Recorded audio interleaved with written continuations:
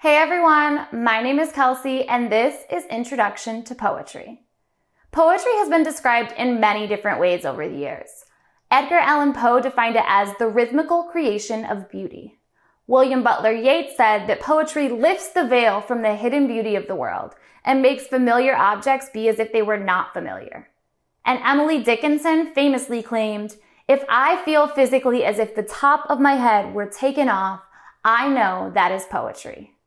Poetry is known for its song-like rhythm, vibrant imagery, rich symbolism, and deep or profound meaning. Some poems tell stories, some explore the events of their time period, and some are doors into an author's personal thoughts and feelings. But all poems explore topics that are universal, layered, and complex, like life, love, loss, hope, oppression, and mortality. The beauty of poetry is its openness to interpretation. No two people will interpret the words on the page exactly alike, and we can also interpret poems in the context of their time period, the poet's personal life, or apply them to our own lives and surroundings. In this video, we'll preview the types of poetry that we'll explore in this unit, the key poetic devices that we'll focus on, and the authors behind these great works. We'll also look ahead to the language skills that you'll work on and the types of composition that you'll engage in throughout the unit. Let's get started.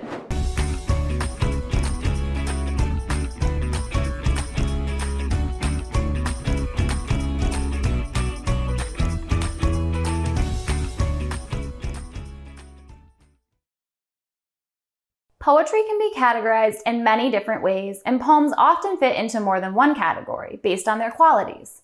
Broadly speaking, most of the poems in this unit would classify as lyric poems, which are short poems that have a song-like quality due to their use of rhyme and meter.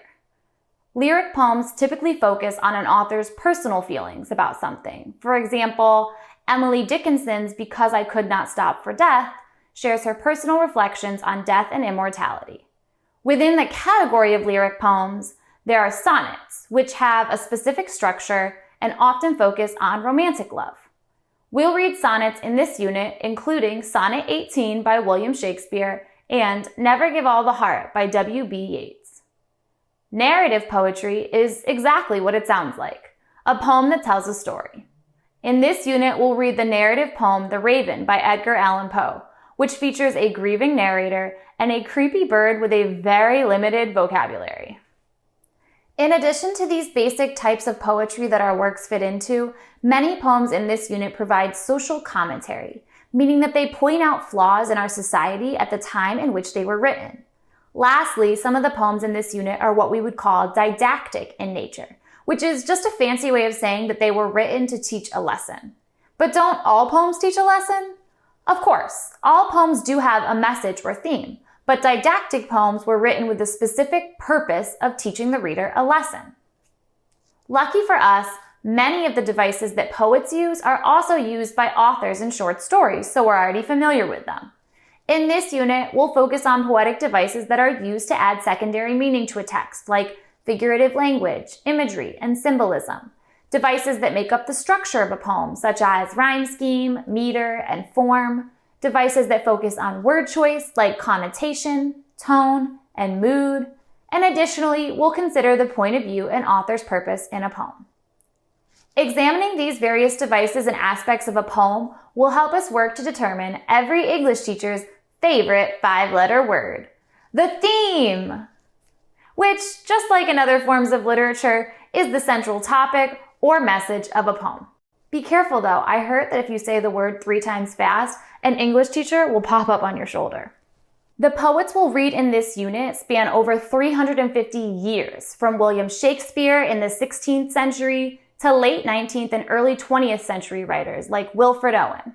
Some of the authors we'll read were famous in their lifetime, like Nobel Prize recipient W.B. Yeats, while others gained critical acclaim only in death, like Emily Dickinson.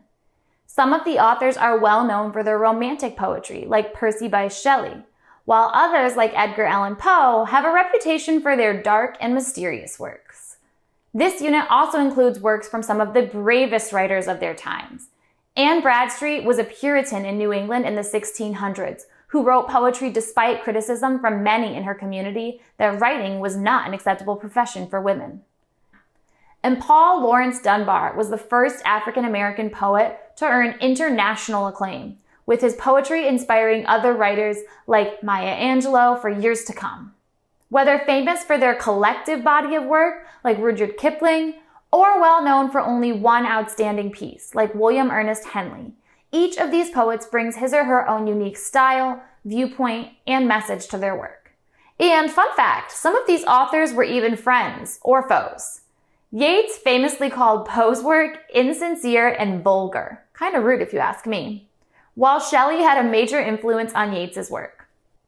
These poets explore some of life's most difficult questions, like what happens when we die? What becomes of our legacy? And what does true love mean?